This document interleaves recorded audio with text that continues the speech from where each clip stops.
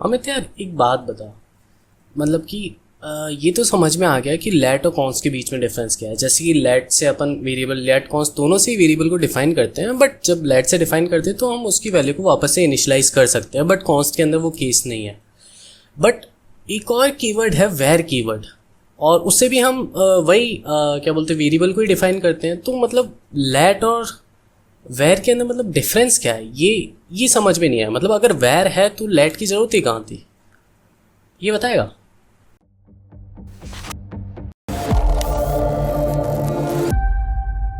ठीक है अजय, तो तुझे वेर लेट एंड कॉन्स्ट का डिफरेंस समझना है। ठीक है, तो ये मतलब सुनने में थोड़ा कॉम्प्लिकेटेड लग सकता है कि मतलब एक चीज़ ऑलरेडी है फिर भी दूसरी चीज़ लेके आए हैं, तो कुछ ना कुछ तो नई चीज़ होनी चाहिए। तो देख, पहले इसकी थ्योरी समझते हैं हल्की सी, फिर ताकि तुझे आइडिया हो जाएगा कि अपन करने क्या वाले हैं। ठीक है, तो 3 चीज़ों के बेसिस पे अपन इसको डिफ्रेंशिएट करेंगे। पहला है रीज़न, यानी कि क्रिएट ही क्यों किया था। तो वेर की बात करें तो ये एज ए वेरिएबल को क्रिएट करने के लिए क्रिएट किया था, ठीक है, या फिर इंट्रोड्यूस हुआ था। देन सेम चीज़ लेट के लिए है और कॉन्स्ट के लिए भी सेम ही है, बट डिफरेंस ये है कि कॉन्स्ट के लिए उसको as a constant variable create करने के लिए इंट्रोड्यूस किया गया था। नाउ दूसरा पॉइंट आता है कि ये कब इंट्रोड्यूस किया गया। तो जो वेर की वर्ड है वो हमारे जावास्क्रिप्ट के अंदर स्टार्टिंग से था, लेकिन जो लेट एंड कॉन्स्ट है ये दोनों ES6 के अंदर इंट्रोड्यूस हुए थे। ठीक है, अब तीसरा आता है कि ये फंक्शनलिटी क्या है इनकी, यानी कि ये इन दी एंड काम कैसे करते हैं। तो जो वेर कीवर्ड है वो वर्क करता है ग्लोबल और फंक्शन स्कोप के अंदर। ठीक है, ये थोड़ा सुनने में अभी थोड़ा अजीब सा लग रहा है, बट इसको अपन प्रैक्टिकली करेंगे तब और अच्छे से समझ में आ जाएगा। और वहीं पर जो लेट एंड कॉन्स्ट है वो ब्लॉक स्कोप के ऊपर वर्क करता है। अब ये स्कोप की चीज़ें थोड़ी सी कॉम्प्लिकेटेड लग रही होंगी सुनने में, बट इतनी है नहीं। तो यहाँ पर तुम्हें ये तो आइडिया हो गया कि मेन डिफरेंस स्कोप का है कि किस तरीके से ये variable in the end work करते हैं बैकग्राउंड के अंदर। ठीक है, तो अब इसी चीज़ को प्रैक्टिकली करके देखते हैं और समझते हैं कि आखिर ये स्कोप होता क्या है, ब्लॉक स्कोप क्या है, फंक्शन स्कोप क्या है, ग्लोबल स्कोप क्या है। ये स्कोप के मैटर को थोड़ा समझते हैं। ठीक है, चलो अब स्टार्ट करते हैं। और जैसा कि मैंने पहले बताया था कि अगर हम किसी भी वेरिएबल को फंक्शन के बाहर डिक्लेयर करते हैं तो उसका स्कोप होता है ग्लोबल, और अगर किसी वेरिएबल को हम फंक्शन के अंदर डिक्लेयर करते हैं तो उसका स्कोप होता है लोकल। और हम ग्लोबल वेरिएबल को लोकल स्कोप के अंदर एक्सेस कर सकते हैं, बट लोकल स्कोप वाले वेरिएबल को हम ग्लोबली एक्सेस नहीं कर सकते, जो कि हमने ऑलरेडी सीखा हुआ है। एंड ये सेम चीज़ लेट एंड कॉन्स्ट के केस के अंदर ईजिली अप्लाई भी होती है। ऐसा नहीं है कि ये गलत है, जो भी हमने सीखा है वो करेक्ट है। नाउ अब आगे बढ़ते हैं। फॉर एग्जांपल यहाँ पर अगर मैं एक वेरिएबल को क्रिएट करता हूँ नेम नाम का, और उसके अंदर मैं अमित नाम की वैल्यू को असाइन कर देता हूँ। देन मैं एक फंक्शन को क्रिएट कर लेते हैं जिसका नाम रखते हैं ग्रीट। एंड इसके अंदर अगर मैं console.log करके नेम नाम की वेरिएबल को एक्सेस करता हूँ, देन ये चीज़ ईजिली वर्क करेगी, जो कि हमने ऑलरेडी किया भी है। नाउ हमने ये भी सीखा है कि हम फंक्शन के अंदर भी वेरिएबल को क्रिएट कर सकते हैं। तो फॉर एग्जांपल अगर मैं यहाँ पर एज नाम की वेरिएबल को ग्रीट मेथड के अंदर क्रिएट करता हूँ तो ये ईजिली वर्क करेगा। बट हमने ये भी सीखा है कि हम लोकल वेरिएबल को ग्लोबली एक्सेस नहीं कर सकते हैं। तो अगर इसी चीज़ को मैं अगर ग्लोबली एक्सेस करता हूँ एज वेरिएबल को, तो ये हमें एरर देगा, क्योंकि लोकल वेरिएबल को हम ग्लोबली एक्सेस नहीं कर सकते हैं। नाउ अगर अब मैं इसे रन भी करता हूँ तो हमें एरर मिल जाएगा कि एज इज़ नॉट डिफाइंड, क्योंकि एज लोकली डिक्लेयर हो रखा है, ना कि ग्लोबली। नाउ यहाँ पर एक चीज़ ये भी है जो हमने सीखी है कि हम शेडो वेरिएबल को भी क्रिएट कर सकते हैं। यानी कि जैसे कि जो नेम नाम का वेरिएबल हमने ऑलरेडी ऊपर ग्लोबल स्कोप के अंदर डिफाइन कर रखा है, अगर मैं नेम नाम के वेरिएबल को फंक्शन या फिर लोकल स्कोप के अंदर डिक्लेयर करूंगा तो ये हमें एरर नहीं देगा। और अगर अब मैं इसे रन भी करता हूं तो ये एरर लाइन नंबर 9 का है, इसे फिलहाल के लिए कमेंट कर देते हैं। नाउ तो फिर यहाँ पर वैल्यू अपडेट हो जाएगी और हमें कोई एरर भी नहीं आएगा, क्योंकि लोकल स्कोप के अंदर जब भी ये कंपाइलर के पास जाता है तो कंपाइलर पहले देखता है कि नेम नाम का वेरिएबल लोकल स्कोप के अंदर अवेलेबल है या नहीं है। अगर लोकल स्कोप के अंदर वो वेरिएबल अवेलेबल होता है तो कंपाइलर ग्लोबली देखता ही नहीं है, उसको फर्क ही नहीं पड़ता, भाई मेरे को मिल गया ना, खत्म कहानी। बट अगर उससे वेरिएबल नहीं मिलता है देन वो ग्लोबली जाता है। तो इसलिए शैडो वेरिएबल यहाँ पे इजीली काम करता है, जिसे हमने सीखा भी है। इसके अलावा यहाँ पे एक चीज़ ये भी है कि अगर मैं सेम अमित नाम के वेरिएबल को ग्लोबली वापस से रीडिक्लेयर करूँगा तो ये हमें एरर देगा। फॉर एग्जाम्पल अगर मैं इसे रन भी करता हूँ तो ये हमें एरर मिल जाएगा कि identify name has already been declared. तो ये चीज़ भी है, बट इसी को ये सारी चीज़ें हमने ऑलरेडी कवर कर रखी है। बट अगर मैं यहाँ पे लेट कीवर्ड को वेर से रिप्लेस कर देता हूँ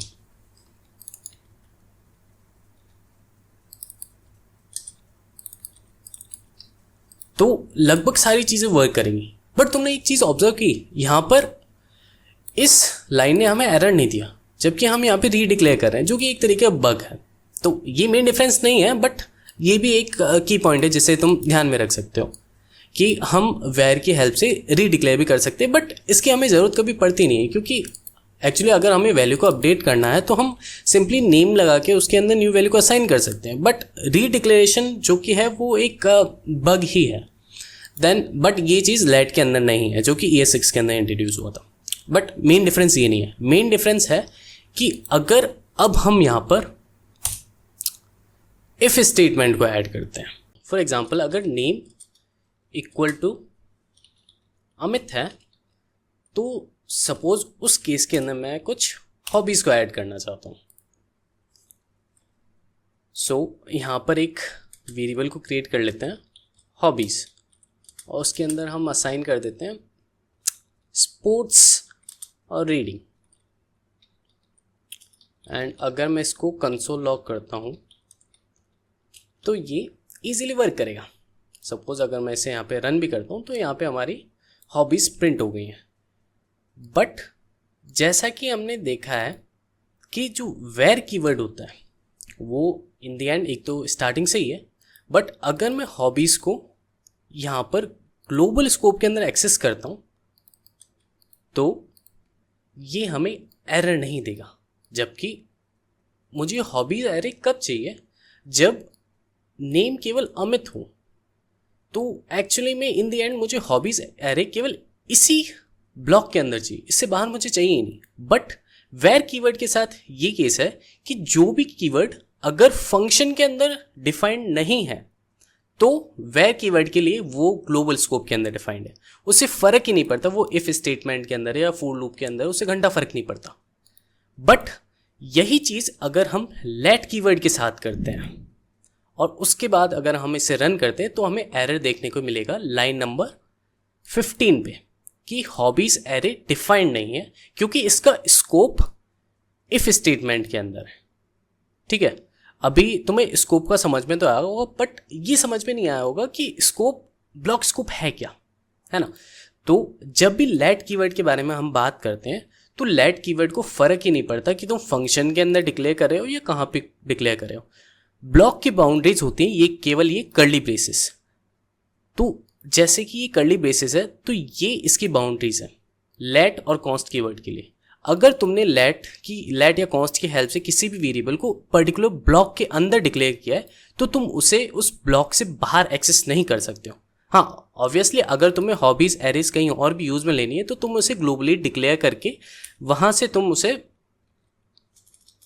यूज़ में ले सकते हो बाकी जगह पे। सपोज़ यहाँ पे ग्लोबली तुम डिक्लेयर करके उसको इफ स्टेटमेंट के अंदर भी यूज़ में ले सकते हो, फंक्शन के अंदर भी यूज़ में ले सकते हो। ये मतलब पेरेंट टू चाइल्ड वाला कम्युनिकेशन वो ईजिली वर्क करेगा।